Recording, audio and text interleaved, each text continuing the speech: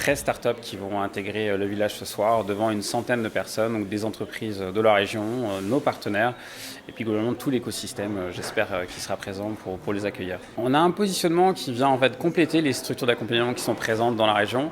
On est un accélérateur de startups commerciales, donc il faut nous voir comme un business developer. On va aider les startups à rencontrer leurs prospects. On réalise des événements, des business connect, des speed meetings ou simplement des mises en relation par mail ou par téléphone. Et donc on aide les startups à développer leur chiffre d'affaires. Et en fait, ce positionnement est peu mis en place dans les autres structures d'accompagnement qui ressemblent plus à des incubateurs. L'idée, c'est sur notre territoire, puisqu'on est une filiale du Crédit Agricole Aquitaine, on aide ces jeunes boîtes. Donc l'idée, c'est que ces jeunes boîtes puissent créer des emplois à travers cette création, ce développement du chiffre d'affaires. Et donc c'est un des indicateurs qu'on suit là, ça fait presque 9 ans qu'on existe. Donc il y a à peu près 450 emplois qui ont été créés. Et donc c'est ça qui nous intéresse, c'est de créer, on va dire, se faire grossir ce gâteau. Et indirectement, Crédit Agricole Aquitaine, un jour, on va dire, on recevra les fruits, notamment à travers quelques ouvertures de comptes, mais qui ne sont pas du tout obligatoires. On a à peu près un Aquitain sur 3 qui est client du Crédit Agricole.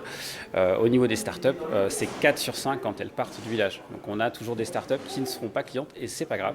Par contre, à l'inverse, on a des startups qui réussissent et on a notamment 7 startupeurs qui sont en gestion de fortune, donc des startupeurs qui ont exité, qui ont vendu leur boîte et ils savent se souvenir qu'on les a accompagnés. Avant le village, on en avait 0. L'objectif, évidemment, me concernant, et puis je pense concernant l'ensemble du réseau, c'est d'essayer d'être à l'équilibre. On n'est pas une structure qui est là pour gagner de l'argent, on estime qu'on a une mission sur notre territoire d'aider ces jeunes boîtes, et puis de mettre en relation ces jeunes boîtes donc avec des grands comptes PME, ETI du territoire, et évidemment avec Crédit Agricole, le groupe Crédit Agricole. On fait tout secteur, sauf les biotechnologies parce qu'elles se cherchent trop et donc l'accélération commerciale serait compliquée d'une biotech. Tout secteur, donc on prend des boîtes qui sont relativement matures, qui ont du chiffre d'affaires, un business model qui est bien établi. Mais on ne s'interdit rien. Il y a quelques années, on prenait des boîtes qui avaient entre 0 et 3 ans. Donc là, j'ai accompagné des boîtes qui avaient 12 ans. C'est plus du tout un sujet. On essaye évidemment d'avoir des boîtes qui ont de l'impact, donc en termes de RSE. Mais si elles n'en ont pas, on est assez pragmatique et on essaye d'accompagner, si on le peut en tout cas, toutes les boîtes qui peuvent être intéressantes, qui auront un intérêt d'un point de vue commercial et impact, un intérêt de les aider. L'accompagnement, c'est l'accélération commerciale. On peut avoir quelques ateliers donc, sur la protection sociale du dirigeant, sur l'IA, sur la loi de finances comme on a eu la semaine dernière. Mais finalement, le cœur du cœur de l'accompagnement du réseau du village BC Aquitaine, c'est les mises en relation. Donc tout au long de l'année, on a des événements.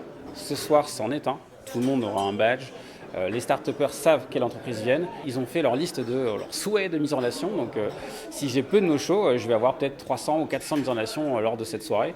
Et l'année sera lancée très tranquillement sans que je fasse grand-chose. Donc je crée des moments qui permettent aux startups de développer leur business. Et en fait, c'est ça notre valeur ajoutée.